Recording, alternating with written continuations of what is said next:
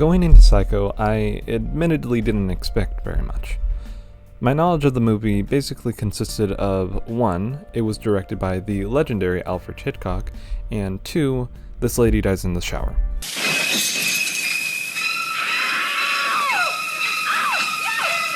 And the thing is about the shower murder, I wasn't expecting it to happen so early in the movie. When it takes place, it happens relatively at the end of the first act. I was half expecting it to happen at around the end of the movie, or at least the end of the second act. Starting the movie, we focus on the lady that was murdered in the shower, Marion Crane. She's in love with this guy named Sam Loomis. They both want to get married, but Sam isn't financially stable enough to afford getting married and potentially support a family. So, Marion, in a desperate act, steals $400,000 from a client who came to the bank she works for. She goes on the run and stops at the Bates Motel.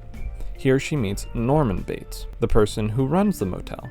They get to talking, and he mentions that he's currently taking care of his mother, who is sick and is up in his house. At first, he just kinda seems like an oddball and a socially inept person. But the more that Marion talks to him, the more she, and in turn you, the viewer, start to feel uneasy around him. Something is very off about him. In fact, I think this whole conversation that they have is just fantastic, actually. Wouldn't it be better if you put her someplace? You mean an institution? A madhouse? People always call a madhouse someplace, don't they? Put her in someplace. I'm sorry. I didn't mean it to sound uncaring. What do you know about caring? Have you ever seen the inside of one of those places? The laughing and the tears, and the cruel eyes studying you. My mother there? But she's harmless. She's as harmless as one of those stuffed birds. I am sorry. I only felt... It seems she's hurting you. I meant well. People always mean well. They cluck their thick tongues and shake their heads and suggest oh so very delicately. Right afterward, we get one of the most iconic scenes in all of film. What confused me about this sequence is that I thought the murderer was Norman, but when he finds the body, he acts very surprised and shocked that she's dead. What confused me further was that he went as far as to clean up and hide the body instead of calling for the police. At this point, the movie shifts focus from Marion, for obvious reasons, to mostly the affiliates of Marion, like Sam and her sister, Lila Crane. Long story short, shenanigans ensue. A private eye is hired to investigate where Marion went. He dies. Sam and Lila investigate for themselves and discover that it was indeed Norman who did the deed. As it turns out, Norman has a split personality between himself and his deceased mother, who died 10 years ago. And it was actually his other personality who killed Marion and the private eye in the first place.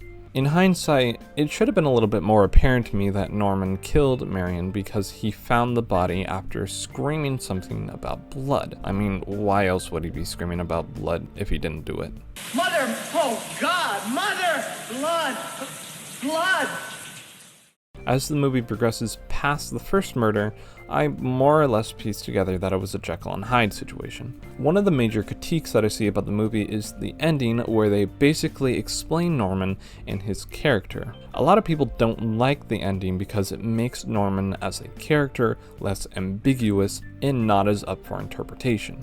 On the other hand, I actually kind of like the explanation. You see, when you first meet Norman, you never would have expected him to be capable of such things like murder, because he just kind of looks like a normal and socially awkward guy. But the explanation helps drive home the point that anybody can be a serial killer like Norman. So it adds a level of anxiety that goes beyond the movie. And I think that's great because the story sits in your mind for longer. One personal critique that I have of the movie is the continuity between Norman and his other personality, his mother.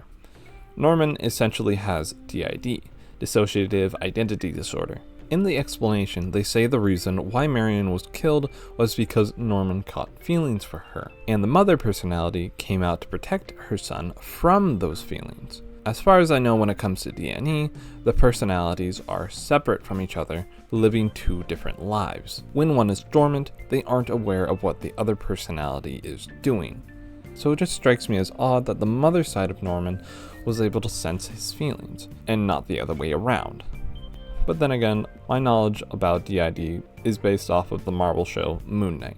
But I am told that it is a pretty accurate representation of what the disorder is like. It's a rather small nitpick, and I'm sure that no two cases are alike when it comes to DID. I just found it kind of odd to think about afterwards. But putting that aside, Psycho was actually a fantastic movie that I would recommend giving a watch. I'm not a fan of the horror genre by any means. The extent of my experience with the genre can be summed up in Marvel's Werewolf by Night, Jaws, and an hour or two of playing Resident Evil for GameCube. But the fact that I, a non-fan of the genre, enjoyed this movie speaks volume. Psycho is truly one of the classics and an iconic point in cinema history.